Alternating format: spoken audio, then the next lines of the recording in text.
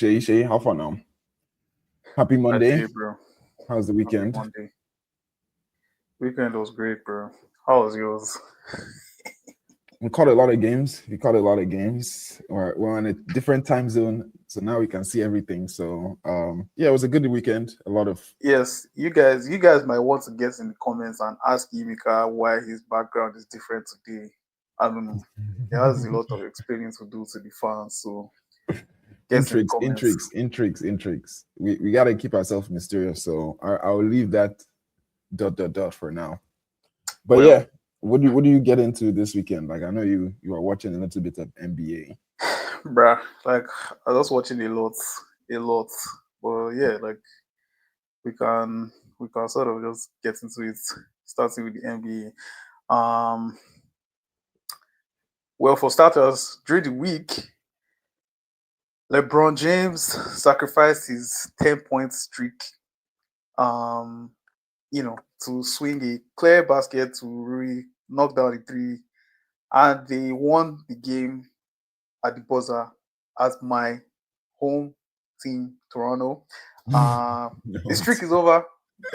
Essentially, the streak is over. Bittersweet because it's Brown. Like, I'll let it happen.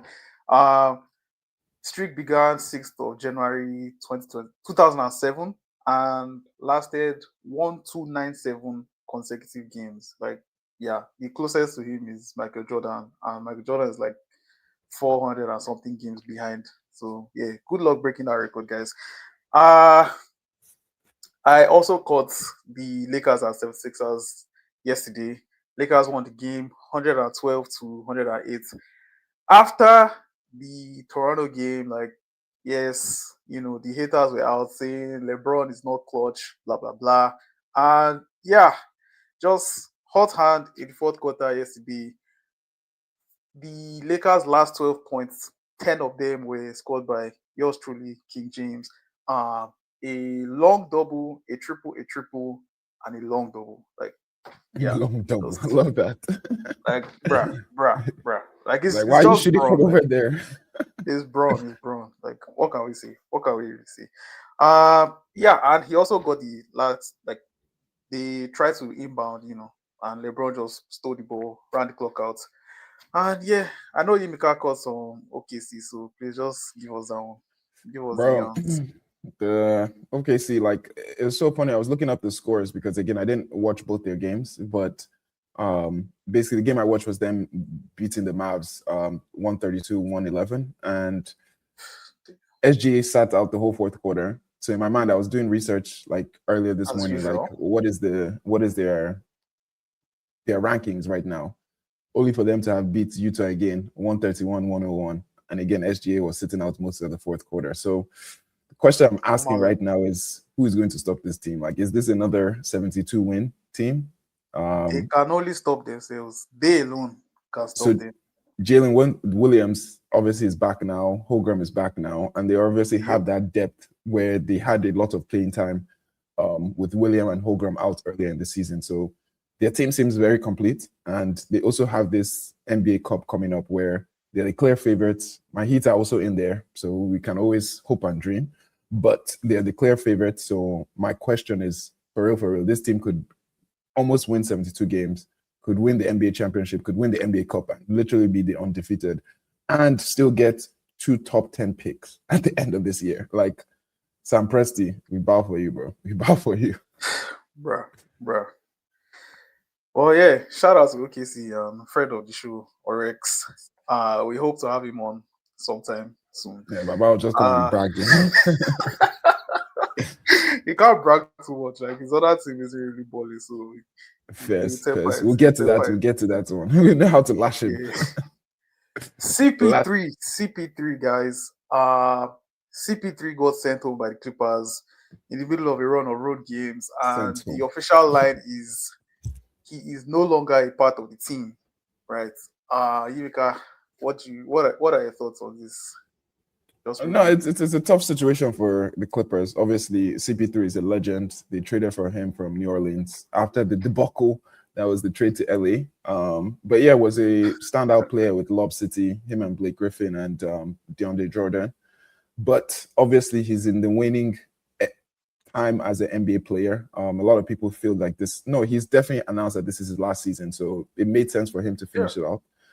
The issue was that he's just still being CP3, like he's an all-star when he's not. Too vocal with the coach, too vocal with the GM and everybody in the back office. So they're just like, it's okay, just go home. We'll still have you on the team. We're not going to cut you, but just go home. So I mean, it's a sad ending to his career. Not really going to get time to play the actual basketball. But CP3 was president for most of his career, so maybe the politics is better for him, the back office and so on and so forth. You know, a lot of these players do transition into that role, so that might be his calling. For sure. Anyway, it's quite unfortunate, and hopefully a team gives him a shot. Maybe not. No, I don't think they're going to even let him cut him. Either way, I don't think this is going to put a dent on his legacy. No. He solidified his Hall of Fame career like a lot earlier, so he's all good. It's just unfortunate. Yeah. Want to move to college football now? I know it was a big weekend, lots of championships. For sure. Well, we'll just run through a few of the meaningless conference championship games. Starting with the SEC, number 3 Georgia beat number 9 Alabama. Meaningless.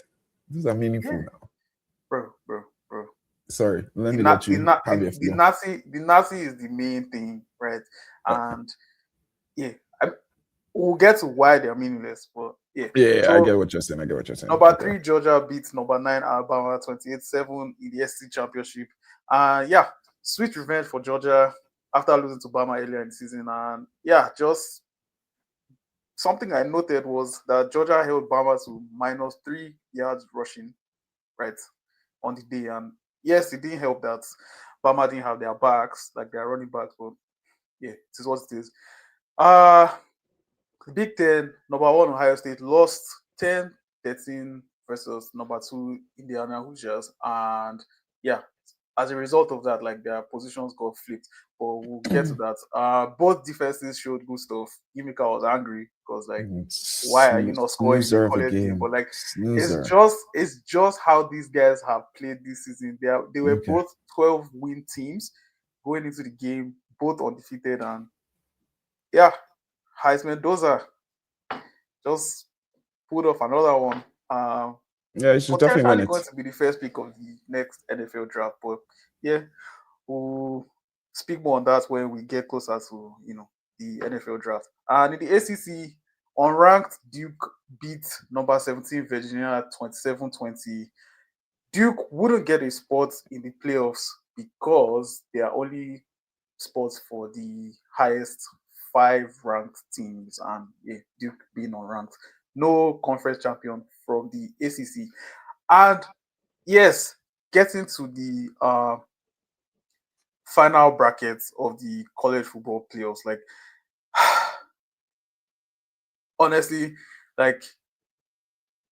I don't hate how it's turned out, right? I don't totally hate it. Of course, Ohio now number 2, Indiana number 1. They are both getting a first round bye. But I think the biggest bone of contention, going into this, was what's going to happen between Miami and Notre Dame, right? Given Miami beat Notre Dame way back in August, I think the first game of their season, right? And Miami lost a 5-way tiebreak for second place to miss out on the ACC championship game. If they had played and won, right, we wouldn't have one of JMU, James Madison University, and Tulane getting into the playoffs. Because let's not lie, those no disrespect to those schools, by the way, good programs, they earned their spots in the playoffs based on the rules that were used to select playoff spots, right? But it's essentially a buy for Oregon and Ole Miss, as far as I'm concerned. But Notre Dame said they are not going to opt in for their bowl game. They are really angry, blah blah. No, they even withdrew themselves from the selection committee because they knew that they weren't going to get selected. People believe this is just the committee and the powers that be trying to force Notre Dame's hand into joining One the conference. conference. Like, Yeah. yeah, and if they are to join the conference, it will most likely be the ACC, right? Because like the other sports that Notre Dame participates in, they participate in the ACC, but like in football, they do not, they are not in any conference. It would not be They good have for an them to join the independent ACC schedule. though.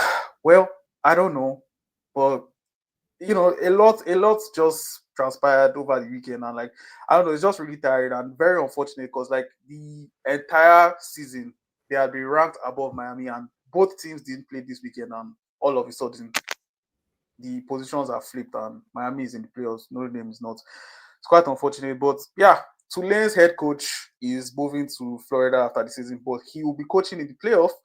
JMU got the last spot. Their coach, also Bob Chesney, headed to UCLA, will be coaching in the playoffs. Ole Miss athletic director. What do you have to say for yourself?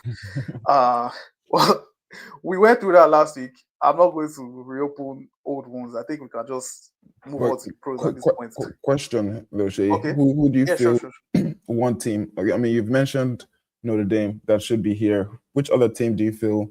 I mean, I understand what they're trying to do with like your GMU and your Tulane, like sort of spreading out winners for all the different major conferences. But Yeah. who do you feel would have been a better position to be number 12 and number 11 to make this a little bit more competitive? For me, I would say if they were not selecting those two guys, the next two teams out for me being Notre Dame and BYU would have been better picks for those Fair. spots. Of course, Notre Dame, like it goes without saying, BYU lost the So that's right after they lost to Texas Tech. Big 12 championship to Texas Tech, right? Like it didn't count against them, right? Like, but I mean, Texas Tech is now the third ranked team in the country. Like, come on, like there's no shame in losing to those guys, right? And I don't know, it's just unfortunate. But we'll see how this comes. Like we'll see how they select the 12 teams next year again. Like, because I'm sure there's also going to be another controversy next year. Like, let's just move on. Let's just move on. Fairs. So let's switch back to the NFL. I guess it was quite a busy week. Not a lot of like major deciders, but I think like the playoff push is starting to like heat up, and a lot of teams are now sort of seeing themselves in and out of the playoff picture. We had the big clash of giants with the Packers and the Bears, which was like a good watch. I think very competitive game with Jordan Love and Caleb Williams sort of leading at the helm. The Packers won 28-21, but I think it was a game of two halves where Green Bay dominated the first half, and then the Caleb show came into the second half, and a lot of those his bootlegs, dump throws were really like causing a lot of problem for the Packers. Still not enough for them to win. I think there was like a third in the fourth quarter where he went for it and they lost, and he basically got picked off. And that was the game basically. But still a very competitive game with the Packers and the Bears.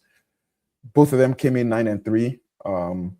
9-3 with one for the Packers and 9-3 for the Bears. But now the Bears with the loss have like sort of lost that position as the leader in their conference. So we'll see. I mean, they're a key up for the Eagles too. Do you want to talk about your Titans and the Browns? I know you are big on your bro. Like every game Shedeur plays in, like we have to be there. Like so Titans and Browns. Battle of the rookies. Cam Ward, number 1 overall pick, right? The Titans won the game. 31-29, and yeah, like I don't know. Shedeur outplayed the number 1 overall pick guys, and you still have those guys telling you, yeah, he went to the 5th round because that's where he deserved to go. Him being on the field is just going to continue to prove all those people wrong, as far as I'm concerned, right? Like I don't want to get too much into the numbers, so we don't take too much time, but yeah, Shedeur threw for 364 yards passing, 3 passing touchdowns, 1 rushing touchdown. Yes, he threw a bad pick. Like, there's no excusing that pick other than the fact that he's a rookie and we expect that he learns from, stupid mistakes like that.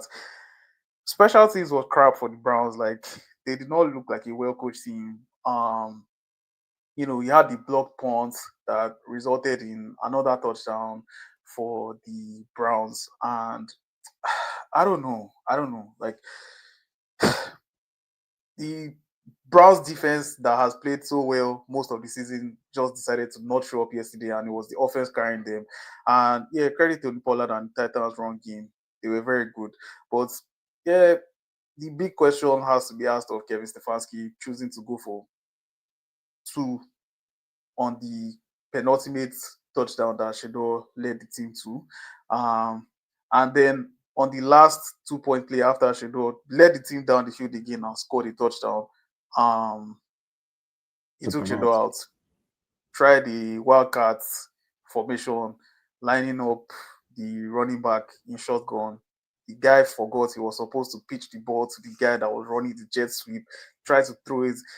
Yeah, it just looked bad. Like, it was one of the worst executed plays that I've seen in a long time. And honestly, that's a fireable offense for me. But people will just say I'm hating because it should have. But I mean, Yimika, do you have any thoughts on that game? No, I remember the I think there was like maybe like 10 points, or sorry, it was like maybe like 14 points difference.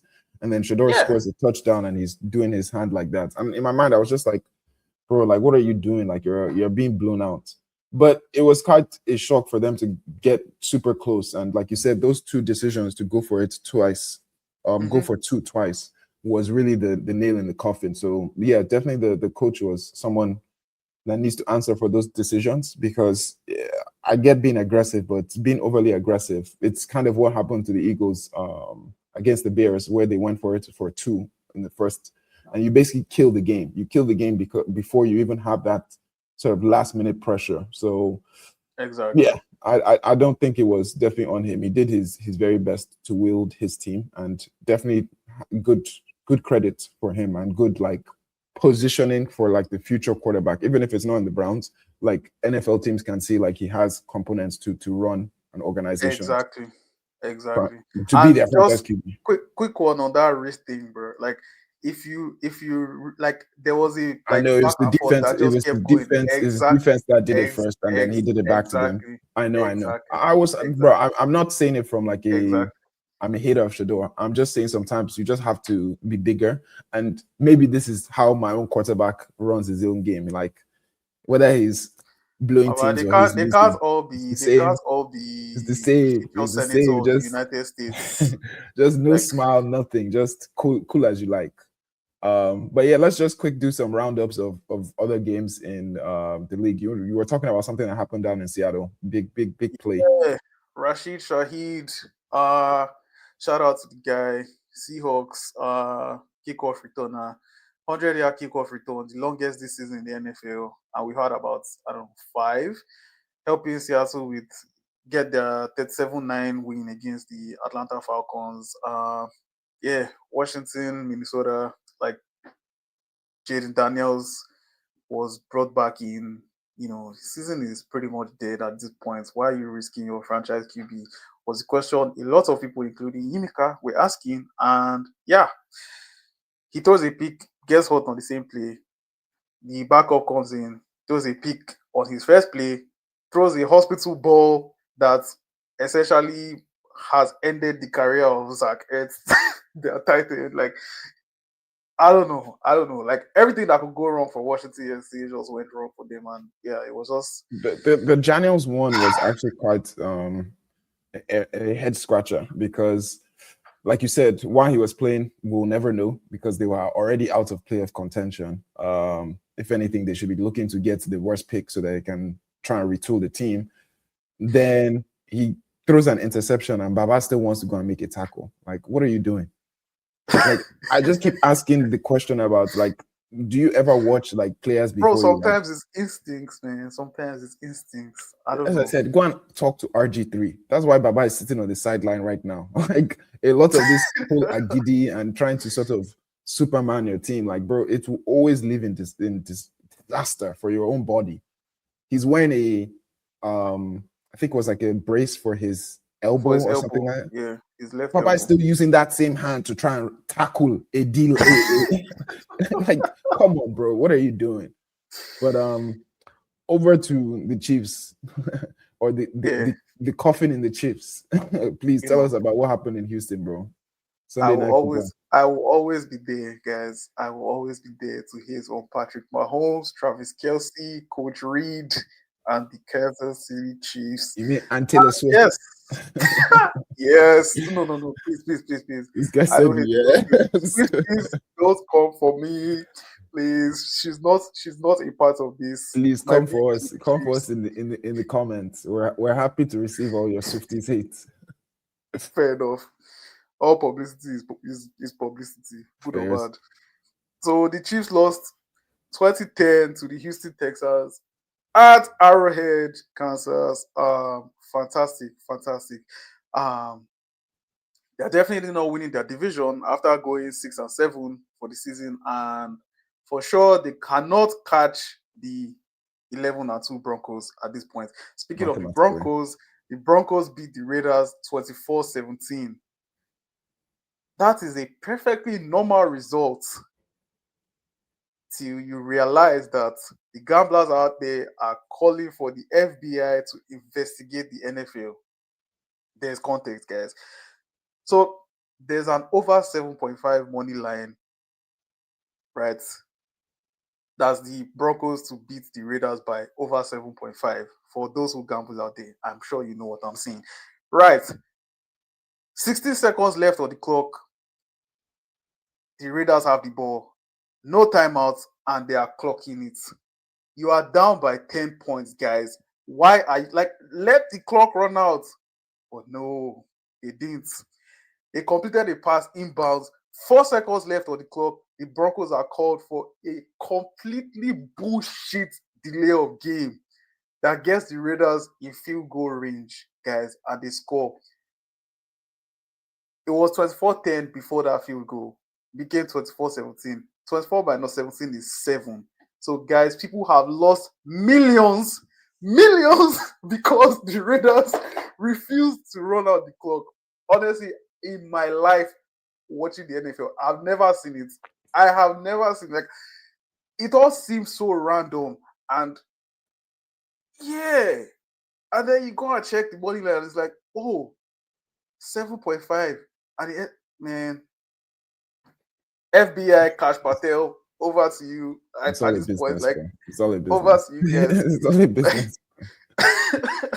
Honestly, We will put our mouth into that wahala, bro. We'll move on to Eagles and the Chargers coming out on Monday Night Football. God willing, my Eagles can do something, because I don't know what's going on.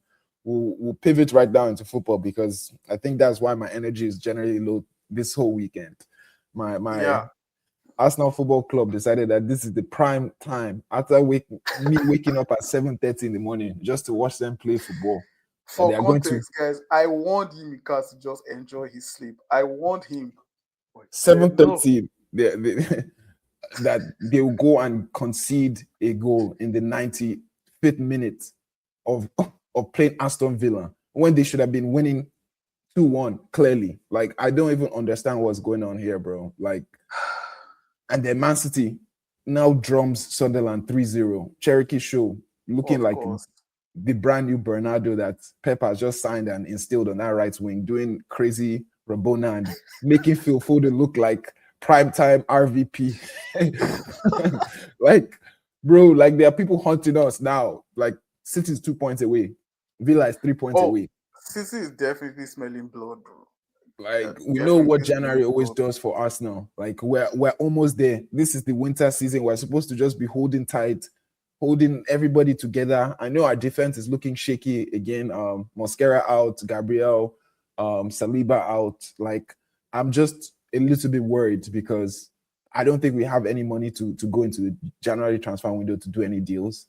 But at the same time, I don't think this team needs much more. I think they just need to sort of hunker down and focus on being consistent. But outside of that, we still have your Chelsea looking like how they always are. Very Nil draw lukewarm, bro. with Very Bournemouth. lukewarm. I You think never know what you get. Delap got hurt again, so that guy is going to be out for another extended period of time. Cole Palmer returned, I but promise, still, guys, this is not me being happy about the last injury. but still nothing happened. I think the biggest result for this weekend was obviously the 3-3 tie between Liverpool and Leeds. Lots of bombshell interviews coming out. Salah is not happy. Bro. Salah is lashing back at the hierarchy of Liverpool and he's saying, "Y'all should have sold me to Saudi when you had the chance and Salah collected pulled the 100 million." Ronaldo, man. Bro, tell us about what you think so far about Salah's comments. Bro, what is it with Dutch managers, first of all? What is it with Dutch managers fighting with club legends? Like, what is it with these guys, bro? Like, I mean, yes, Salah made it about him. It should be team first, blah, blah, blah. That's the PC, politically correct line. But I'm so sorry, guys. I'm so sorry. I'm enjoying this. I'm a United fan. Like, seeing Liverpool burning right in my backyard. Come on. After spending 300 million. More power to your elbow, Mohammed. Bro, Get your money. Get your bag. Force your way to Saudi, bro. On Instagram, the people were flacking what's his name, Frimpong, because of like one video of him in the club. Although the video of him in the club was like from last year, that's an old video, though. Before he joined. But I'm saying they're using that video now to start. Like, bro, Liverpool fans are just angry. The club is in turmoil, like, and it's slot in, by the way, slot in. I'm slot in. Keep slot, please. It's crazy though. Like with Liverpool, their run to win the Premier League last season, they used Salah as a mercenary to score goals and win them games, and he wasn't defending. So bro, like, let's not change. He's actually being thrown under the bus because like, for the signings that they made. I know an Ice Spice wannabe that play for Liverpool week in, week out. I don't hear anything about that guy in their defense, bro. Who else is always turning yash? Who else? Else? Bro, I mean, it's working.